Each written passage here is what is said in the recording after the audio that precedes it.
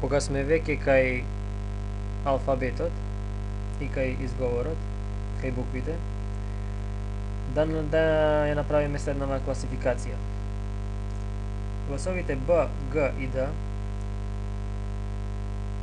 заедно со тие се звучни Б, Г и Д, заедно со нивните беззвучни парови П, К и Т и нивните аспирирани беззвучни Пх, Кх и Тх, заедно ги викаме експлозиви. При тоа Б, П и Пх или Ф, како што се договоривме школски да изговараме, се нарекуваат лабијали, бидејќи се прават на усна. П, Б, Пх. Г, К и Кх или Х, како што школски се договоривме да го изговараме хито, се гутурали, бидејќи се изговараат на грло или грленки, и Д, Т и Тх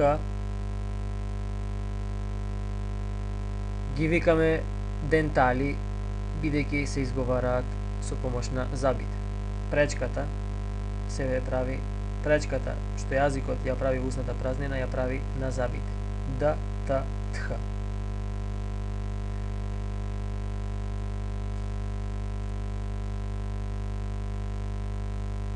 Додека пак М и Н уште ги нарекуваме назали, бидејќи ги правиме со помош на носната празнина.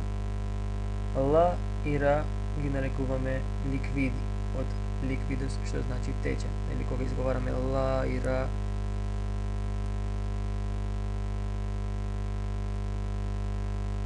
звукот како да тече. Како да тече. И нормално рековме дека имаме сложени согласки, како што е пс,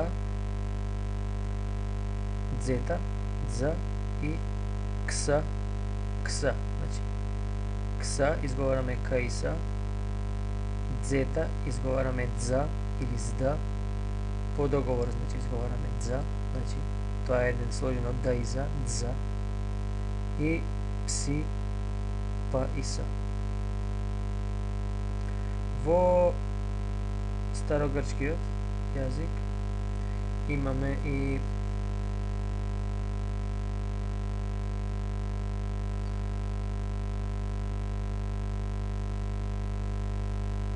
дифтонзи. Значи, дифтонг е комбинација од согласка, од вокал и полусогласка и полусамогласка, пардон. А полусамогласки беа јота и ипсилон.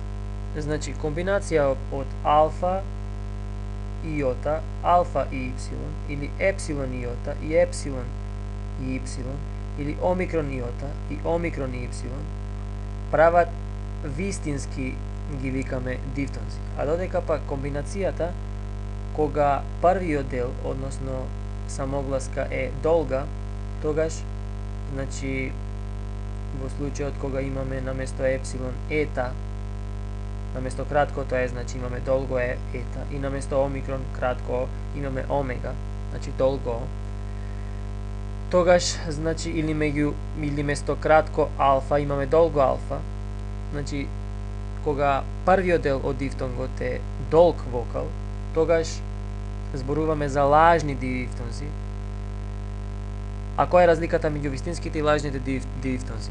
Вистинските дифтонзи ги читаме онака како што се напишани, значи а алфа јота ај, алфа ипсилон ау, епсилон јота еј, епсилон ипсилон еу, омикрон јота ој, омикрон ипсилон правилно би било оу, но ние школски го изговараме у. А додека пак неправилните дифтонзи, да замислиме тука наместо епсилон, ова не неправилните, него, пардон, лажните дифтонзи,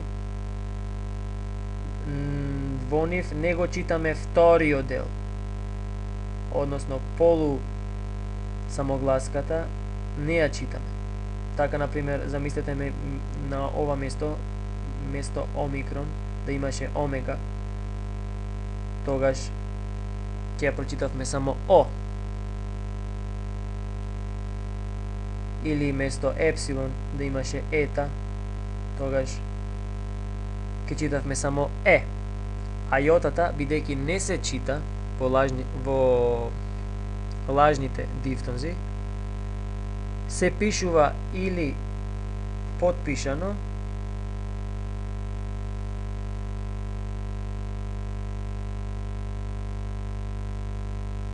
или допишано.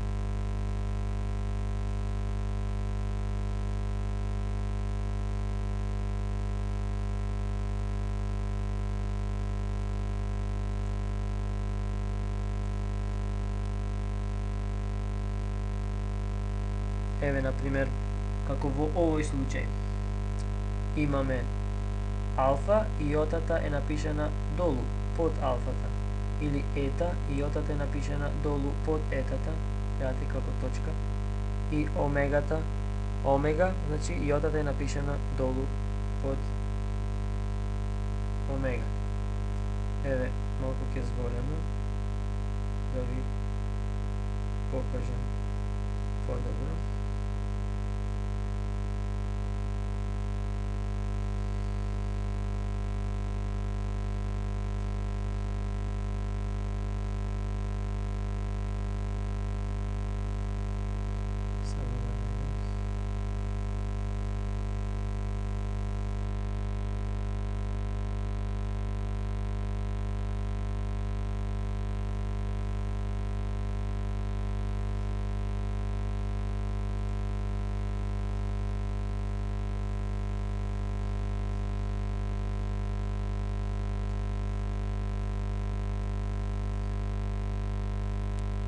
Еве, во овој случај, гледате, имаме алфа и јота долу подпишано или субскриптум.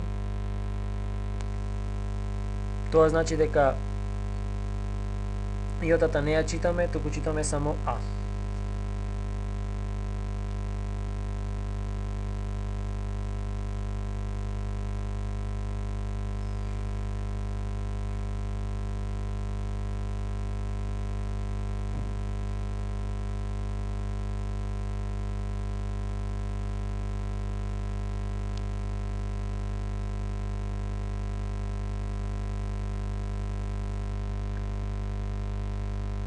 Уште треба да кажеме, кога имаме потреба да напишеме назал Н пред гутурал Г или пред К или пред Х, значи пред сите гутурали, пред звучниот Г или пред беззвучниот К или пред здивнатиот Х, тогаш наместо ни, знакот за Н, пишуваме Г, пишуваме гама.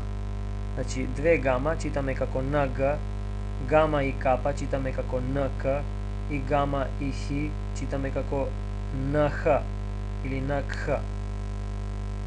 Како во манго, како во пенкало и така натаму.